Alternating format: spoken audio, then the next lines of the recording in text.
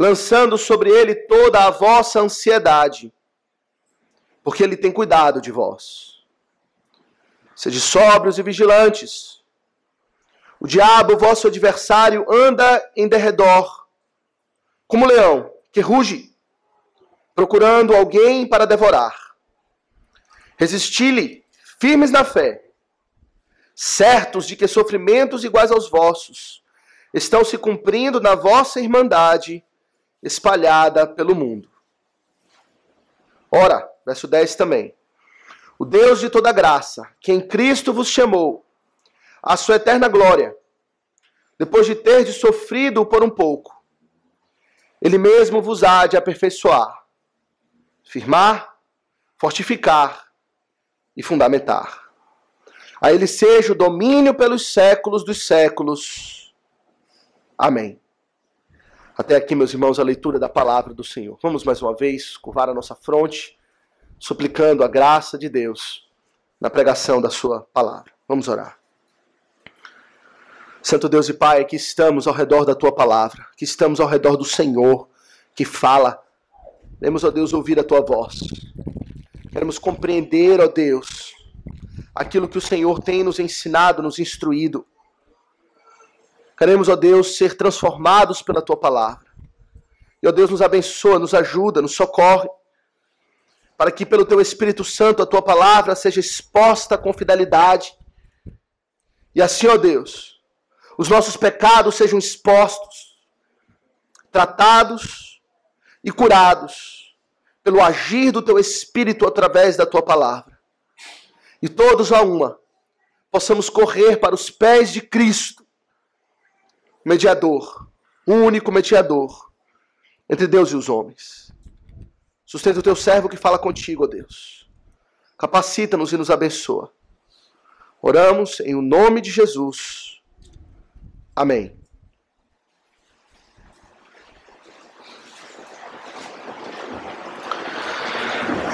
Congregação do Senhor Jesus Cristo, a experiência universal de todo homem, de toda mulher, é que essa vida é uma vida de sofrimento. Não existe pessoa, por mais privilegiada que seja, que esteja isenta do sofrimento. Por mais rico que você seja, por mais privilegiado que você seja, talvez nascendo num berço de ouro, ou talvez criado numa família estruturada, piedosa, tendo todas as oportunidades da vida, o sofrimento lhe alcançará mais cedo ou mais tarde. E você terá que lidar com isso. E de fato, os homens têm tentado lidar com o sofrimento das mais variadas maneiras. Usado todos os tipos de abordagem para fazer aliviar no coração o peso do sofrimento que é experimentado nessa vida. Alguns tentam lidar com o sofrimento lançando mão apenas do tempo. Alguns dizem o tempo cura toda ferida. E assim suportam com uma certa perseverança aquele momento de dor aguda, aguardando novos dias para que a sua dor seja aliviada. Outros enfrentam o sofrimento ignorando a realidade, procurando escapar da realidade do sofrimento, criando uma realidade paralela na sua mente, onde o sofrimento no seu mundo fantasioso não existe. Alguns fazem isso lançando mão de drogas, de prazeres, aquilo que chamamos de um escapismo, fugindo da realidade, lançando mão daquilo que é apenas um paliativo. Alguns lançam mão de sistema de meditação budista, para esvaziar a mente, contemplar o nada, e assim alcançar, como eles propõem, o nirvana, ou alegria perfeita, no mundo vazio.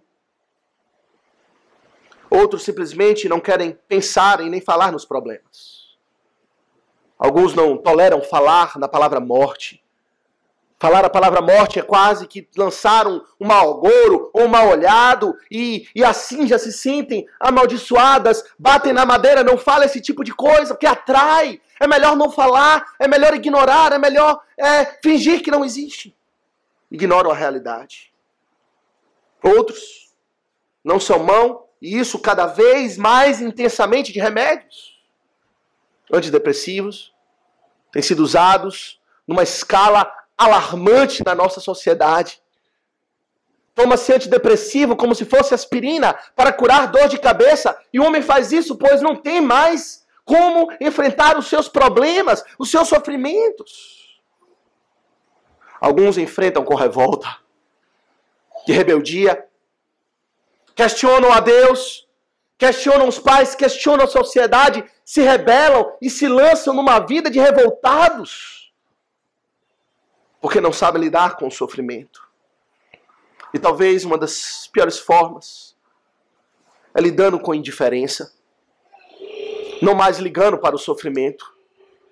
Uma atitude desumana, onde aquilo que lhe deveria causar dor e tristeza, pela sua consciência cauterizada, não mais lhe causa.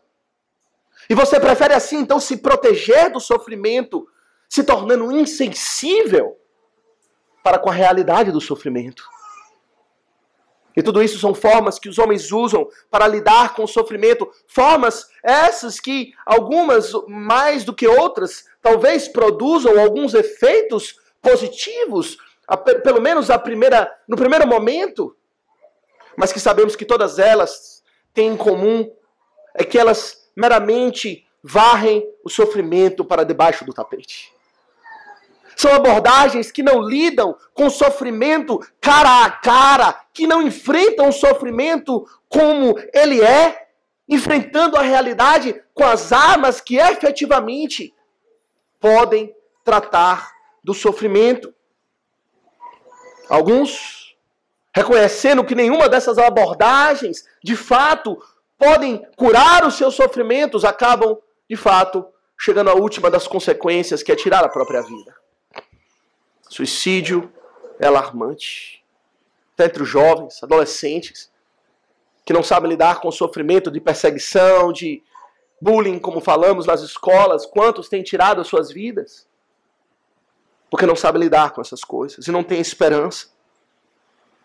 Porém, nós, meus irmãos, como crentes, talvez mais do que todos, devemos aprender a lidar com o sofrimento. Porque se de fato o sofrimento é uma experiência universal na vida de todo homem, ela especialmente caracteriza a vida do servo de Deus. A vida daquele que de fato busca seguir a Cristo, crê no Senhor Jesus Cristo de todo o coração e deseja viver piedosamente, é uma vida marcada pelo sofrimento. Não é um mar de rosas que enfrentamos nessa vida como crentes, mas é uma vida de cruz. Sofrimento de toda sorte. Sofrimento com o nosso próprio coração. Nos tornamos crentes, agora temos um inimigo dentro de nós mesmos, a nossa própria vontade carnal, o velho homem. Sofrimento com o maligno, com o mundo, todo tipo de sofrimento que enfrentamos. Perseguições, além dos sofrimentos naturais da vida, comum a todos os homens. E de fato, meus irmãos, o povo de Deus pode ser chamado de um povo sofredor. Mas não é um povo desesperado. É um povo que tem sofrido, mas é um povo que está equipado pelo próprio Deus para lidar com o sofrimento.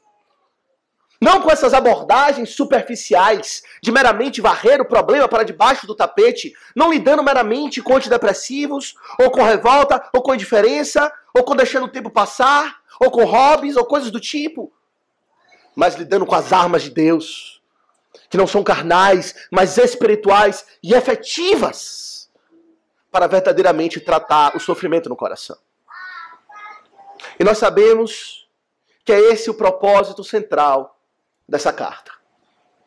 Já temos falado isso várias vezes, que o apóstolo Pedro, ele escreveu essa sua primeira epístola com esse propósito central. Equipar os crentes a viver a vida da fé em um mundo hostil. em um mundo de sofrimento, em um mundo de perseguições, em um mundo de dificuldades. E quantas lições nós não já aprendemos sobre isso? Espero ter uma oportunidade já no finalzinho da exposição, em outra ocasião, de recapitular as várias lições que aprendemos ao longo das exposições nessa carta a respeito do sofrimento, coletar todas as lições em uma só ocasião, mas vimos tantas lições preciosas. E agora, meus irmãos, quando ele procura concluir a sua carta, das exortações finais, ele mais uma vez ele nos apresenta uma abordagem mais geral, mais abrangente para lidarmos com o sofrimento.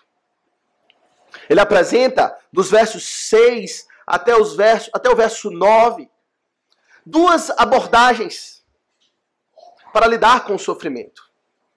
Uma lidando com o sofrimento pela perspectiva do céu e a outra lidando com o sofrimento pela perspectiva do inferno. Uma abordagem considerando o sofrimento pela perspectiva de Deus, pela perspectiva da existência do Deus criador de todas as coisas e mantenedor de todas as coisas pelo poder da sua palavra. E outra abordagem, olhando pela perspectiva do inimigo das nossas almas. Hoje queremos considerar então a primeira parte, os versos 6 e 7, quando o apóstolo Pedro então nos apresenta aquilo que nós chamamos de uma lição para aprendermos a lidar com o sofrimento pela perspectiva do céu. Aprendendo a lidar com o sofrimento, não com remédios meramente, não deixando o tempo passar, não com escapismos, mas considerando os céus, a teologia, a doutrina, aquilo que cremos acerca de Deus. E dentro dessa abordagem, ele apresenta para nós, meus irmãos, duas verdades ligadas ao sofrimento. Primeiro, a necessidade de submissão sob o governo absoluto de Deus, o Senhor. A necessidade de submissão sobre o governo absoluto de Deus, o Senhor. E, em segundo lugar, paz sob o cuidado amoroso de Deus, nosso Pai. Submissão sob o governo absoluto de Deus, o Senhor. E paz sob o cuidado amoroso de Deus, nosso Pai. É isso que temos nos versos 6 e 7, não é?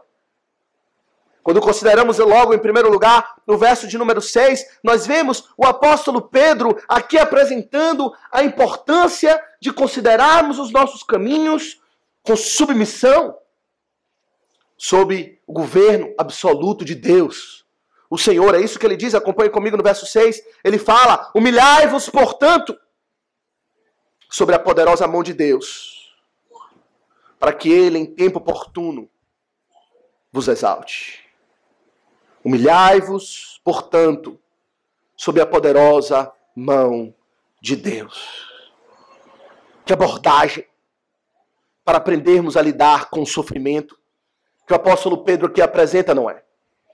Ele já tem dito no verso anterior, e nós consideramos na última exposição, citando Provérbios, que Deus é aquele que resiste aos soberbos, contudo, aos humildes, ele concede a sua graça. Deus, ele tem essa relação entre os humildes e os soberbos, e a um ele sustenta com graça, a outro ele resiste como inimigo, e diante dessa realidade ele diz, portanto, sabendo que Deus é assim, humilhai-vos sob a poderosa mão de Deus. Essa figura da poderosa mão de Deus é uma figura importante para nós considerarmos. É uma expressão muito usada, sobretudo no Antigo Testamento, para descrever os atos portentosos de Deus que são irresistíveis. Que homem algum pode resistir? Que homem algum pode fazer frente, desafiar e de repente fazer Deus mudar o seu curso? Expressão que o Senhor usou muitas vezes para descrever a maneira como ele tirou o seu povo do Egito, não foi? Ele tirou o seu povo com mão forte, braço estendido, uma libertação manifestada com poder. Todo o exército do Egito, Faraó com seus cavalos e cavalarianos, os seus carros, as suas carruagens, todo o poder do mundo antigo não pôde contra um povo que era escravo. Por quê? Porque a poderosa mão de Deus os estava guiando. A vontade de Deus não poderia ser desafiada por Faraó. E bem que Faraó tentou, não foi? Pelo seu coração endurecido. Ele brincou com Deus.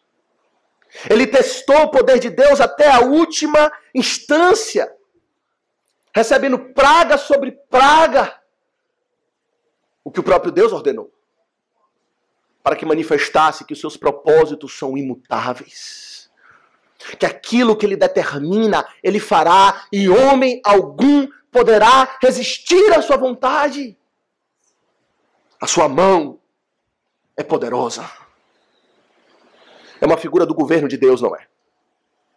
Naquilo que chamamos na doutrina de a providência de Deus.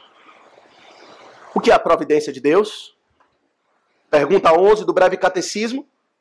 Resposta: as obras da providência de Deus são a sua maneira muito santa, sábia e poderosa de preservar e governar todas as suas criaturas e todas as ações delas. A providência de Deus é o governo de Deus sobre o mundo. Como Deus dirige todas as ações dos homens, tudo aquilo que acontece na sua vida está governado pelo próprio Deus. E nós cremos num Deus assim. É tão contrário do que o mundo crê, não é? O mundo pode até admitir, por vezes, que existe um Deus, mas um Deus distante. Um Deus que criou o homem e concedeu o homem de livre-arbítrio e capacidade para determinar o seu próprio destino e organizar a sua própria vida do jeito que deseja. E Deus está de longe. E se precisar de alguma ajuda, Deus é invocado. Então Deus vem, intervém, eventualmente, pontualmente na sua vida, lhe socorrendo aqui e ali. Mas a visão que o mundo tem é de um Deus distante. Porém, a visão que nós temos, e aqui vem o consolo para o sofrimento, é do Deus que está presente em todas as coisas da nossa vida. Sua mão poderosa governa todas as coisas. E a mensagem do apóstolo Pedro, portanto, para nós é: humilhai-vos sob a poderosa mão de Deus. Reconheça, ó homem, a sua impotência e incapacidade de ir contra os decretos de Deus. Se Deus ordenou o sofrimento na sua vida, se Deus, pela sua providência e pela sua vontade e pela sua mão poderosa, estabeleceu que você irá sofrer, quem és tu, ó homem, diz o apóstolo Paulo, para discutires com Deus? Quem és tu, ó homem, para resistir à sua vontade? Quando acontecem tragédias, daquelas que têm uma repercussão, por vezes internacional, mundial, talvez um acidente aéreo ou uma torre que cai, as pessoas se questionam onde estava Deus quando isso aconteceu. Deus estava ali no meio do problema, determinando o acidente, as mortes. É Ele que determina o sofrimento. Essa deve ser a nossa resposta. Foi Ele que ordenou todas as coisas. Ele que conta os nossos dias. E quando Ele diz: "Ouvei, homem", nossos dias cessam. Nossa alma volta para Deus. E o sofrimento começa. E o que nós podemos fazer diante disso? Nos humilhar. Reconhecer que nossa vida está nas mãos de Deus. E essa humilhação, meus irmãos, implica em uma submissão. Daí que está a ideia da submissão ao governo absoluto de Deus, o Senhor. Submissão àquilo que Ele ordenou na sua vida. Essa submissão se expressa com aceitação daquilo que Deus ordena. A insubmissão nós sabemos como se expressa. Por um lado, muitas vezes, levantando o pulso contra Deus. Por que tu fizestes isso? Questionando a Deus, se revoltando contra Deus. Por outras vezes, se revolta contra os instrumentos humanos que Deus ordenou para trazer o sofrimento na nossa vida. Contra pessoas que lhe perseguem, contra as dificuldades que surgem. Uma revolta, uma rebeldia contra os decretos de Deus. Mas o apóstolo Pedro lhe diz: humilhai-vos. Compreenda que tudo que Deus faz é bom, que sua vontade é irresistível, que você não pode alterar o curso da sua vida e que você deve louvá-lo em todo o tempo. Foi exatamente isso que aconteceu com o povo de Israel, não foi?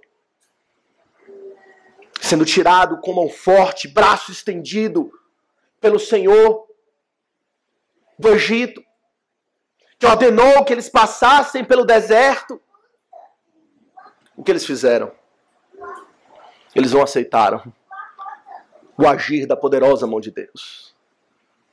Murmuraram contra Deus. Reclamaram contra o Senhor.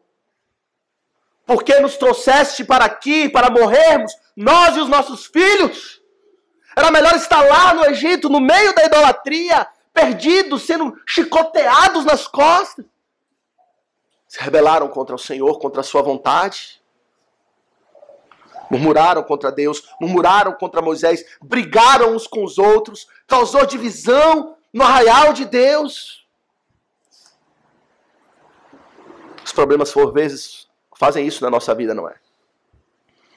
Nos levam a murmurar, nos revoltar. Se não contra Deus, contra os instrumentos de Deus na sua vida. Quantas vezes o sofrimento acontece na vida, por exemplo, de uma família e desestabiliza toda a família. É a causa de muitas brigas entre marido e mulher, entre parentes, por um sofrimento que Deus ordenou e não sabemos lidar com ele, queremos culpar uns aos outros. A culpa é sua por ter feito isso. Mas Deus é quem ordena todas as coisas. Devemos nos humilhar debaixo da poderosa mão de Deus. Quão diferente foi o exemplo do próprio Moisés, não foi? Quando pelo seu pecado foi disciplinado por Deus, que o proibiu de entrar na terra prometida, e que até mesmo suplicou ao Senhor: deixe que eu entre e veja a terra que mana leite e mel. O Senhor lhe disse: basta, não mencione mais isso, você apenas verá, outros entrarão. Moisés guiou o povo por 40 anos, o líder daquela nação, o homem mais humilde, diz a palavra de Deus, é manso, que existiu. Não pôde entrar. E Moisés se humilhou debaixo da poderosa mão de Deus. Aceitou o seu sofrimento. Não vemos uma resposta de rebeldia da sua parte. Uma resposta de reclamação, de murmuração. Mas ele aceita. Ele se sujeita ao Senhor. Meus irmãos, é isso então que devemos aprender a lidar com o sofrimento, para lidar com o sofrimento da nossa vida. Que a verdade aqui que nos é ensinada é que se a mão de Deus é poderosa, a nossa é fraca e impotente para fazer aquilo que desejamos. Nos livrar dos problemas, das dificuldades. Não podemos contra Deus. Provérbios 16:1 fala com clareza, todos nós conhecemos esse verso: o coração do homem pode fazer planos, mas a resposta certa dos lábios vem do Senhor. Você pode ter planos de ter uma vida feliz, desprovida de sofrimento, mas certamente o Senhor tem outros planos. O sofrimento alcançará a sua vida mais cedo ou mais tarde. Saiba disso. E o Senhor então nos ensina que não organizamos a nossa vida. O próprio Tiago, na sua epístola, no capítulo 4, verso 13, ele diz o seguinte: atendei agora a vós que dizeis, hoje ou amanhã iremos para tal cidade e passaremos um ano e negociaremos e teremos lucro. O apóstolo diz, vós não sabeis o que sucederá amanhã, que é a vossa vida. Sois apenas como a neblina que aparece por um instante e logo se dissipa. Em vez disso, deveis dizer, se o Senhor quiser. Se o Senhor quiser, pois Ele é que tem a mão poderosa. Se Ele quiser, faremos isso ou aquilo. E aí Tiago conclui dizendo, agora entretanto vos jactais das vossas arrogantes pretensões. Pensar que você controla a sua própria vida e você não enxerga a poderosa mão de Deus é uma arrogante pretensão. Humilhai-vos sob a poderosa mão de Deus. Mas há um encorajamento aqui. Um encorajamento, meus irmãos, celestial. Ele diz, humilhai-vos, portanto, sob a poderosa mão de Deus. Para quê? Para que Ele, em tempo oportuno, vos exalte. Que encorajamento da parte do Senhor. De fato, não temos alternativa a não ser nos humilhar, não é? Será que existe uma outra alternativa? Não temos. É uma mão poderosa, eu sou fraco e pequeno. Mas o Senhor dá um encorajamento. Um encorajamento que é pela graça, não é merecida. Pois fazemos aquilo que devemos fazer. O encorajamento é esse. Aquele que se humilha será exaltado pelo Senhor. Meus irmãos, que grande encorajamento. Esse é o ensino do Senhor Jesus Cristo, não é? Em Mateus 23, no verso 12, o Senhor Jesus disse, quem a si mesmo se exaltar será humilhado, e quem a si mesmo se humilhar será exaltado. Essa é a expectativa. Que se em submissão aceitamos os decretos de Deus para a nossa vida, ao invés de repreender, ao invés de amaldiçoar, ou coisas do tipo, e se revoltar, mas nos submetemos à poderosa mão de Deus, em tempo oportuno, Ele há de nos exaltar. A palavra exaltação aqui é o completo oposto, é o oposto perfeito da humilhação. Humilhação é a palavra, nós falamos aqui na última ocasião, é se rebaixar. É ter uma compreensão de si mesmo, humildade é isso, uma compreensão de si mesmo rebaixada, conhecendo as suas fraquezas, impotências, incapacidades, valor, opiniões, nada disso vale muito. Mas a exaltação aqui é colocar-se numa posição elevada, de exaltação. É o completo oposto. Logo, tudo aquilo que experimentamos hoje, que nos causa sofrimento, que compõe a nossa condição de uma humilhação, será revertida pelo Senhor. O que quer dizer isso? Injúrias e calúnias é o que lhe causa o sofrimento. O Senhor há de vindicar, há de provar a sua justiça e integridade. São lágrimas que você não consegue enxugar e parar de chorar a ponto de alagar o seu travesseiro, como diz o salmista. Pois o Senhor lhe dará riso, alegria exultando, como diz o apóstolo Pedro. São aflições, Ele dará gozo. Sofrimento, Ele dará alegria. É vexame, Ele dará honra. É culpa. O seu sofrimento, culpa pelos seus pecados, pela sua condição miserável.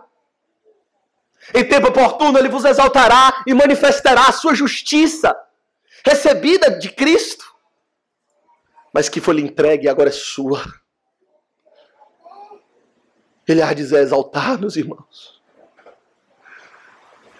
Se somos humilhados, seremos glorificados pelo Senhor.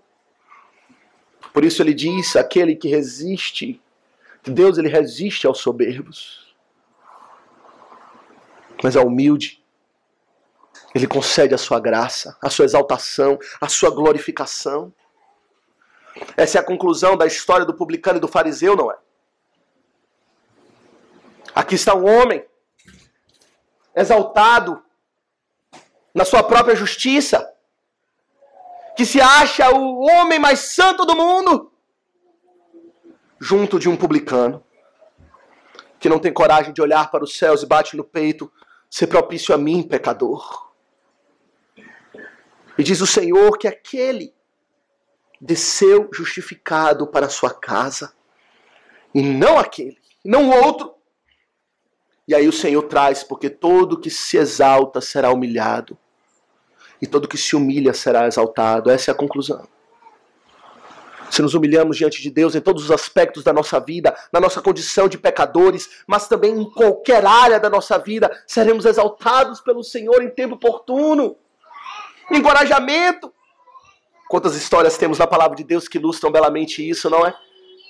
Eu penso em José, vendido como escravo para o Egito, pelos seus irmãos, caluniado, chamado de mentiroso, de que queria usurpar uma posição de proeminência entre os seus irmãos por causa dos seus sonhos. Ele era chamado de o sonhador, que gostava de ter sonhos.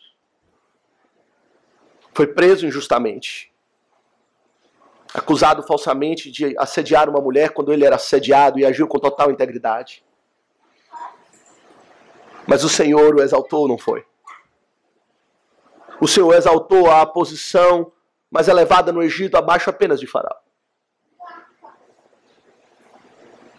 E deu a ele a oportunidade de perdoar os seus próprios irmãos. Vemos isso belamente ilustrado na vida de Davi.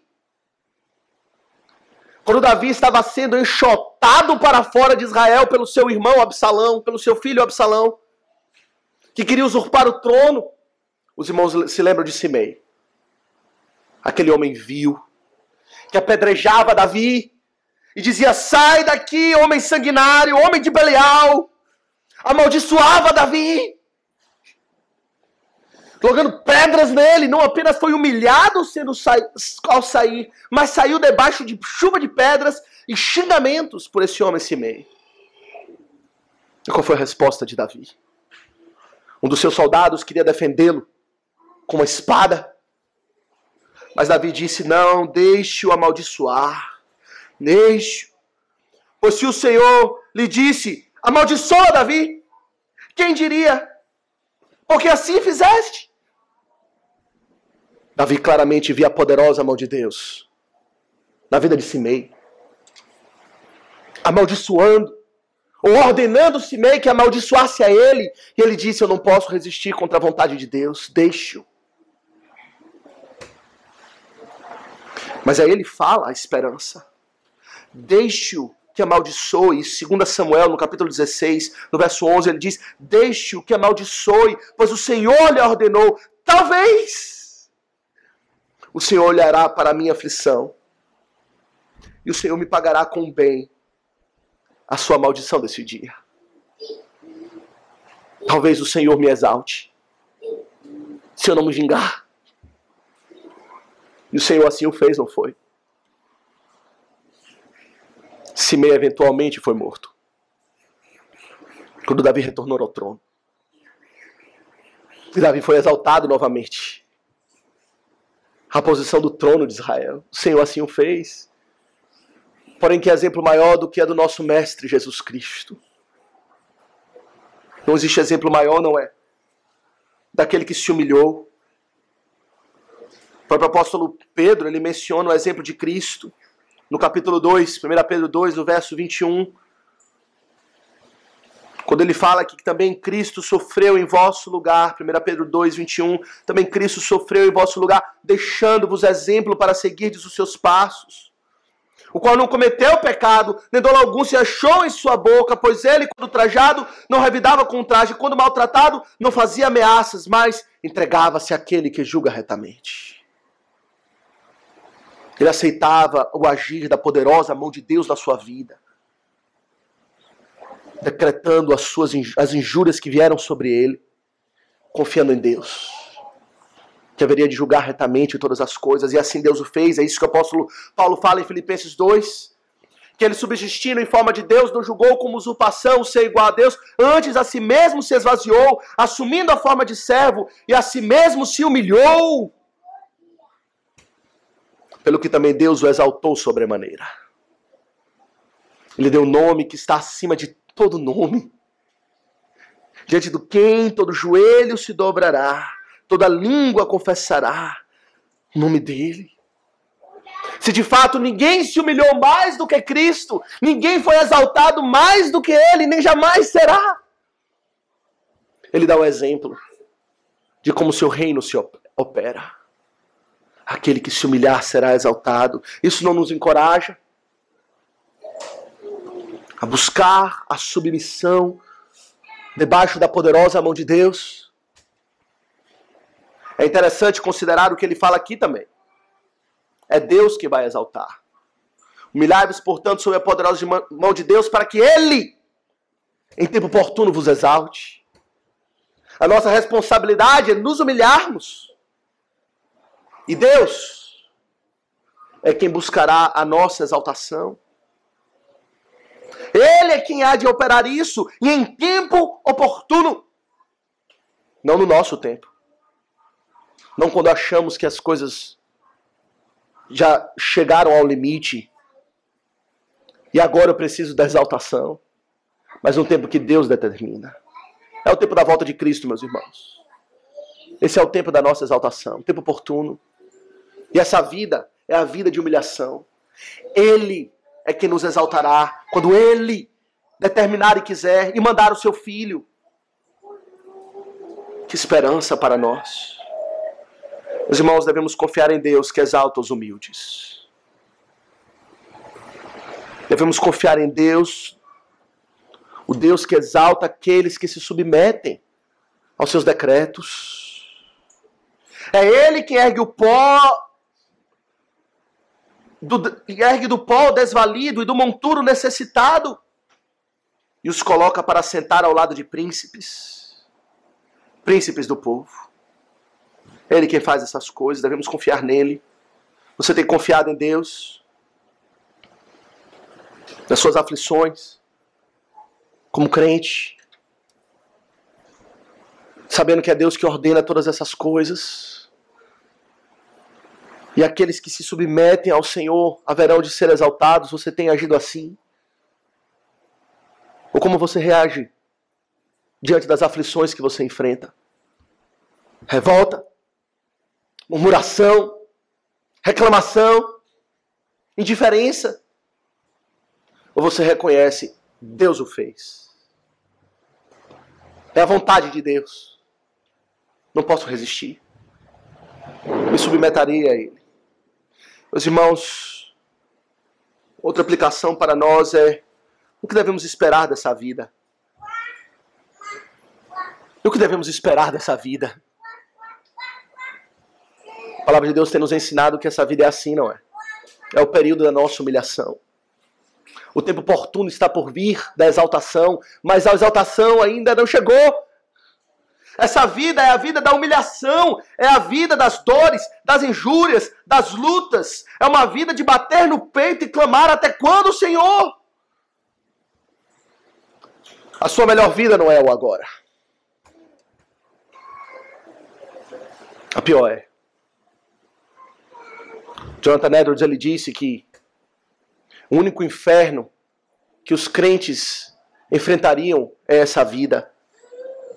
E o único céu que os descrentes enfrentariam é essa vida.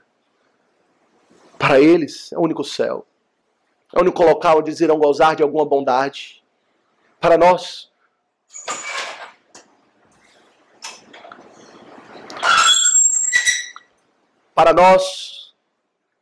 essa vida é o único inferno. O único lugar onde iremos gozar de humilhação, ou melhor, sofrer as humilhações dessa vida. O que você espera dessa vida?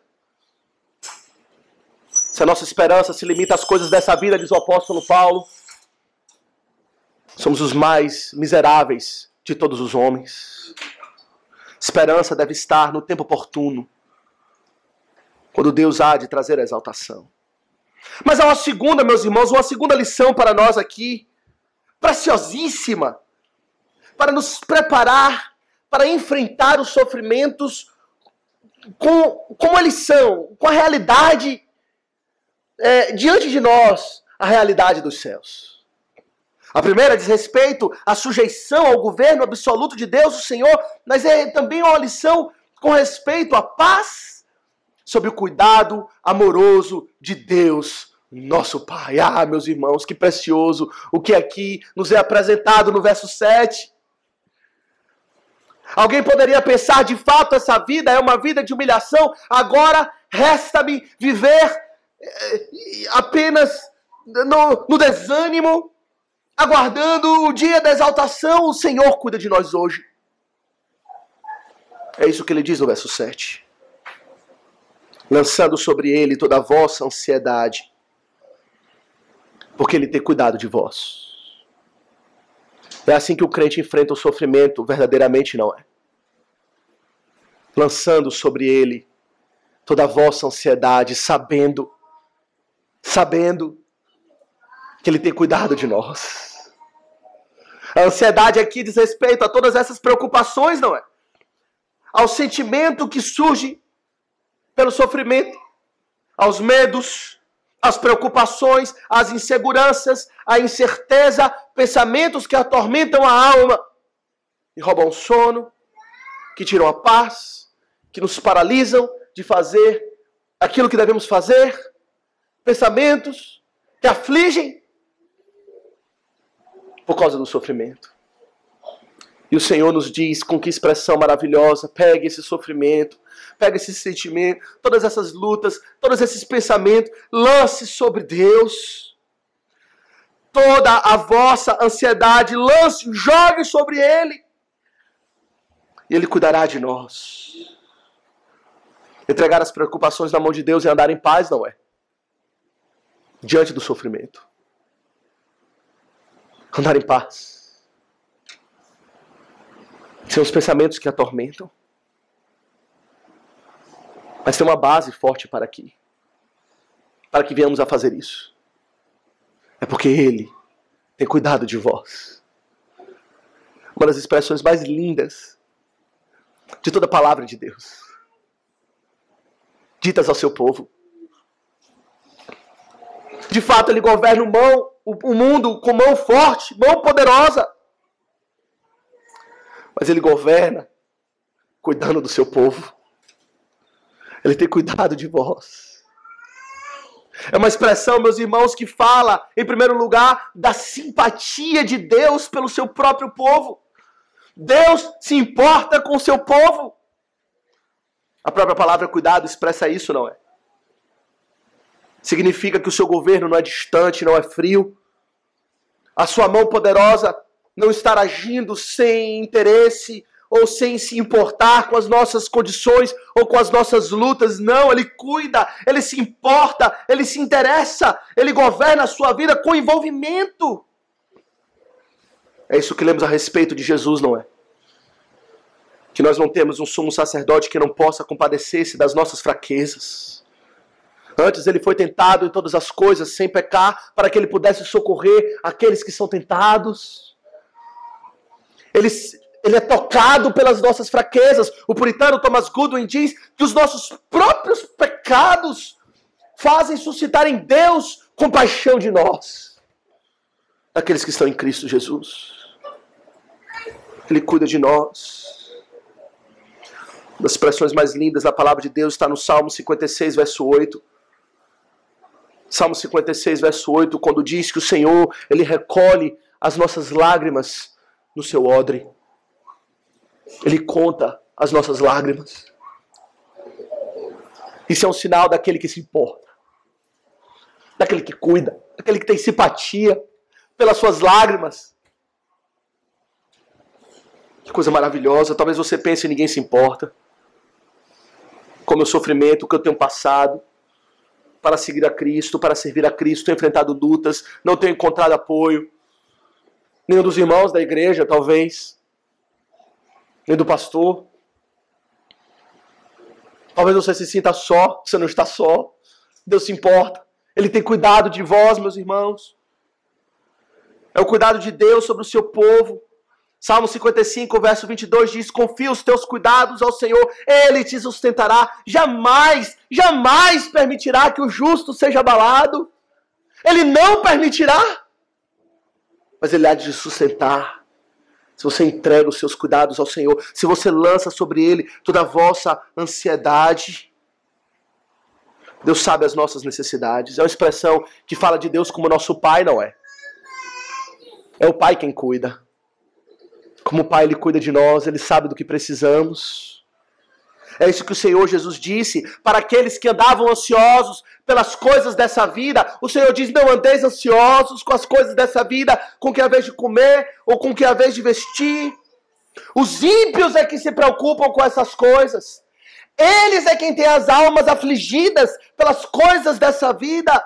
Não vos assemelheis, pois, a eles, porque Deus, o vosso Pai, sabe do que tendes necessidade. Antes que lhe o peçais, diz o Senhor Jesus. Ele lhe conhece. Ele lhe diz, eu sou seu Pai. O Pai perfeito, que supre todas as necessidades dos seus filhos. É uma figura que remete também ao cuidado pastoral dele, não é? Não apenas a figura de Deus como nosso Pai, mas a figura de Deus como pastor. O bom pastor, o supremo pastor. O Senhor Jesus diz que o mercenário não tem cuidado das ovelhas. O mercenário não se importa, vê o lobo se aproximar e foge. Mas o bom pastor, ele dá vida pelas suas ovelhas. Ele não provou, meus irmãos, o seu grande amor por nós, enviando o seu próprio filho para morrer na cruz. E acaso ele não nos diz que, tendo dado o seu próprio filho para morrer por nós, acaso não nos dará juntamente com ele todas as coisas? Ele não poupou o seu filho. Ele tem cuidado de nós.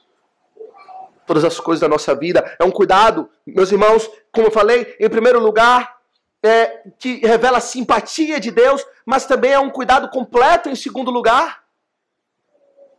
Pois ele fala, lance sobre Deus toda a vossa ansiedade. Tudo aquilo que lhe preocupa. Tudo aquilo que lhe lança causa sofrimento. O Senhor diz, lance sobre mim tudo. Todas as preocupações dessa vida. O Senhor sabe que temos necessidade. É o seu corpo, saúde, enfermidade. Quantas vezes nos afligimos por questões de saúde. Nos entristecemos, medo da morte, medo de adoecer, medo de sofrer. Lance sobre Deus toda a vossa ansiedade. Está alguém enfermo, diz a palavra de Deus, faça oração. Ora, Deus, Ele se importa com os nossos corpos. Ele redimiu os nossos corpos. Ele não prometeu saúde perfeita, mas Ele se importa. Ele cuida. Ele diz, ore. Entregue a mim esse cuidado. Lance sobre mim essa ansiedade. O que lhe preocupa são os filhos. Os filhos são causa de muita preocupação. Desde que nascem. Antes de nascer, aliás. Causa preocupação aos pais. Seu desenvolvimento. Seu progresso. Sua saúde. Quando crescem, suas companhias, com quem andam. Sua profissão, vai trabalhar com o quê? O destino da sua vida, sobretudo a sua alma. Os filhos são constante fonte de preocupação para os pais. Mas o Senhor cuida de nós. Ele prometeu abençoar os nossos filhos, não é? Os filhos dos nossos filhos. Colocou sobre eles o selo do batismo e disse, são meus, semente santa, do contrário seriam imundos. Ele se importa com os nossos filhos, seus filhos lhe causam preocupação. Deus tem cuidado dos seus filhos. É o seu casamento. Por vezes é o casamento, não é? Fonte de tristezas, preocupações, falta de intimidade, falta de amor, companheirismo, dificuldades que enfrentamos, imaturidade, pecados. Deus é a testemunha da aliança que você fez com a mulher da sua mocidade. Ele tem cuidado da sua família. Ele se importa. Talvez você pense, ninguém se importa. Deus se importa. Ele instruiu homens, mulheres, não instruiu aqui? Nessa carta, ele instruiu maridos, não instruiu? Ele não deu orientação? Ele não tem dado o seu Santo Espírito? Ele se importa.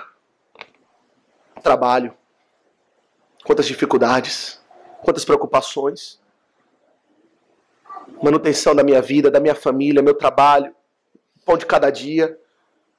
Quantos perdem o sono, preocupam-se. Vosso Pai Celeste sabe do que tendes necessidade. Não vos preocupeis com o que é a vez de comer, ou com o que é a vez de beber, ou com o que é a vez de vestir, diz o Senhor Jesus. Ele sabe do que você precisa. Ele lhe criou. Ele tem a mão poderosa. Ele tem cuidado de vós. Mas eu diria, sobretudo, os nossos pecados. Isso é o que mais aflige a alma de um crente, não é? Se existe aquilo que causa dor na nossa vida, nada se compara ao pecado. E o que fazemos com os nossos pecados? Lançamos sobre Ele. Porque Ele tem cuidado de nós. Tem cuidado dos nossos pecados. Por meio de Jesus Cristo, entregamos os nossos pecados a Ele. Ele os lançou em Cristo. E assim Ele nos traz a paz. É um cuidado completo. Ele cuida de nós por completo. Ele se importa conosco. Mas é um cuidado constante. Ele não apenas cuida, Ele não apenas cuidou, Ele não apenas cuidará, mas diz o apóstolo Pedro, Ele tem cuidado de vós. Ele tem feito isso, não tem? Acaso houve um dia onde o Senhor não cuidou? Acaso dormita o que guarda Israel? Acaso ele vacila? Ele não descansa, não dorme. Ele não cessa o seu cuidado por nós. É um cuidado constante. Podemos dizer, Ebenezer, até aqui nos ajudou o Senhor. Você lembra das vezes que Deus cuidou da sua vida de uma maneira especial? Você pode lembrar? Daquela ou daquela ocasião que o Senhor me sustentou. Ah, se não fosse o Senhor, como diria o salmista, há muito os meus pés já teriam resvalado. E por que você pensa que Ele não continuará a cuidar até a partir daqui? Ele continuará a cuidar, meus irmãos, até o último dia da sua vida. Deus estará com você. Eis que estou convosco todos os dias até a consumação dos séculos, diz o Senhor. É um cuidado constante. Mas em quarto lugar, é um cuidado poderoso. É um cuidado daquele que tem a mão forte e governa o mundo com poder e que ninguém pode resistir à sua vontade. Quantas vezes queremos ajudar, mas somos incapazes. Queremos poder fazer algo por alguém e pensamos, eu vou orar a Deus, mas eu queria poder fazer mais. Eu queria poder fazer algo por você, algo concreto. E nos sentimos incapazes. Pois Deus, meus irmãos, não tem limites na sua atuação, no seu poder. Aquele que cuida de nós é aquele que tem a mão poderosa e é capaz de nos socorrer. Hebreus 12, 18 diz, naquilo que Ele mesmo sofreu, tendo sido tentado, Ele é poderoso para socorrer os que são tentados. Ele não apenas quer, Ele não apenas tem desejo e a vontade, aqui expressa nós, mas Ele tem poder para tal. Poder para tratar diretamente do problema, retirá-lo da sua vida. Poder para levantar outros na sua vida que possam lhe ajudar e lhe socorrer. Poder para tratar o seu coração, para que aprenda a se humilhar debaixo da poderosa mão de Deus. Ele dá paciência e perseverança na aflição. Ele é poderoso. Talvez você diga, mas pastor, eu não consigo. Eu sei todas essas coisas, mas eu não consigo me desvencilhar da preocupação. Eu não consigo dormir uma noite inteira. Eu sei tudo isso que o irmão está me falando, mas eu não consigo. As preocupações me acompanham dia a dia. Os sofrimentos estão ali e eu não consigo viver em paz. Eu não consigo lançar sobre Deus. Os irmãos, aqui está então aquilo que o texto nos ensina. Que o problema reside na incredulidade, porque não confia que Deus tem cuidado, mas reside também na arrogância e na soberba. Pois o lançar sobre ele a vossa ansiedade está ligado a humilhai-vos, não é? No verso, veja. Ele diz humilhai-vos no verso 6, de que maneira? Verso 7, lançando sobre ele a vossa ansiedade. Humilhai-vos, e uma expressão da humilhação é de que você entrega a ele a ansiedade, aquilo que lhe preocupa. Do contrário, é arrogância e soberba. E aí está o ponto que você deve tratar no seu coração. Se sabendo de todas essas coisas e confessando pelo menos com seus lábios que crê em todas essas coisas, não experimenta o poder dessas coisas, está na nossa arrogância de querer controlar a nossa própria vida. Até aqui você pensa, você se esforça para que a sua vida esteja bem ordenada, você trabalha diligentemente para que você tenha um sustento, e você talvez tenha sido criado dessa maneira, sendo ensinado que você deve trabalhar para que você cuide da sua vida, e isso está correto? Mas você cultiva o pensamento de que agora as coisas dependem de você. E quando chega um momento na vida que Deus mostra que a vida não está no seu controle, que você, que em vão trabalham, aqueles que o Senhor, como diz o texto, se o Senhor não guardar a casa, em vão vigia o sentinela.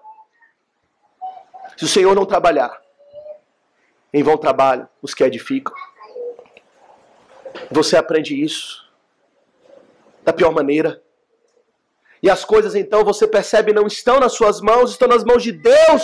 E isso lhe traz ansiedade, porque você é arrogante. Porque não reconhece a sua fraqueza e limitação. Quer controlar a sua própria vida. Se são ofendidos, se sentem no dever de se vingar. Se são ignorados, se sentem no dever de se impor. Se sofrem privações, pensam, tudo depende de mim. Mas o Senhor disse que adianta, por mais ansioso que você esteja, você não poderá acrescentar um côvado ao curso de sua vida. Nada vai mudar. Arrogância, soberba, quando não nos humilhamos debaixo da poderosa mão de Deus. Quando você se humilhar, você estará pronto para experimentar a paz, lançando sobre Deus a vossa ansiedade, falando, Deus é quem cuida da minha vida. Eu obedeço, eu sirvo, mas o meu destino está nas suas mãos. Esse verso, meus irmãos, é um grande consolo para nós. Ele nos mostra que Deus tem cuidado da nossa vida presente. Esse é o ponto, não é? É uma vida de humilhação, mas na qual nós não estamos abandonados. Mas estamos sendo cuidados pelo Deus de toda a glória. E que no seu tempo, Ele há de nos exaltar. Eu lhe pergunto, crente, por que sofrer tanto? Por que se angustiar tanto? Por que tantas noites perdidas de sono? O salmista disse, eu deito e logo pego no sono. Porque só Tu, Senhor, só Tu me fazes repousar em segurança. Por isso eu sei dormir bem. Porque eu confio em Deus, eu lanço as minhas ansiedades nas mãos de Deus. Por que sofremos tanto? Por que vivemos com tanta desesperança? Será que cremos em vão? Será que cremos inutilmente? Ou será que cremos verdadeiramente? Humilhe-se diante de Deus que governa a sua vida. Confie no seu cuidado paternal, entregando a Ele em oração aquilo que Ele aflige. Faça isso hoje. Você não precisa de nada mais a não ser confiar em Deus e se humilhar. É isso que os dois textos ensinam. Humilhação está ligado a arrependimento e fé, confiando no cuidado de Deus. Faça isso hoje. Se você ainda não creu em Cristo, nenhuma dessas promessas são para você. E o seu sofrimento está apenas começando. Se você ainda não creu em Cristo. Observe comigo no final da epístola. No verso 14, 1 Pedro 5, verso 14. Ele diz, paz, na segunda parte do versículo, paz a todos vós que vos achais em Cristo. Que vos achais em Cristo. Essas promessas de paz, de cuidado paternal de Deus, de exaltação no último dia, é para aqueles que estão em Cristo Jesus, para aqueles que se arrependeram dos seus pecados e confiaram em Deus e agora não têm Deus mais como seu inimigo, mas como aquele que lhe reconciliou dos seus pecados.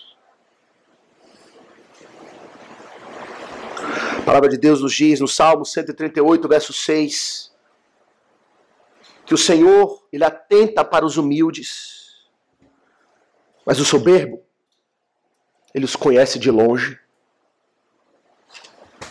Ele sabe quem são, mas não desfrutam do seu cuidado. Essas promessas não são para todos. São para aqueles que temem a Deus, se arrependeram dos seus pecados e creram em Cristo. Do contrário, seu sofrimento está apenas começando. Porque Deus resiste aos soberbos. E se você o rejeita, e se você é arrogante a ponto de não abraçar a salvação que Ele providenciou para pecadores, Ele se colocará como seu inimigo, lhe resistindo até o fim. Arrependa-se hoje. Crê em Deus. Se humilhe diante dEle. Confie no seu cuidado.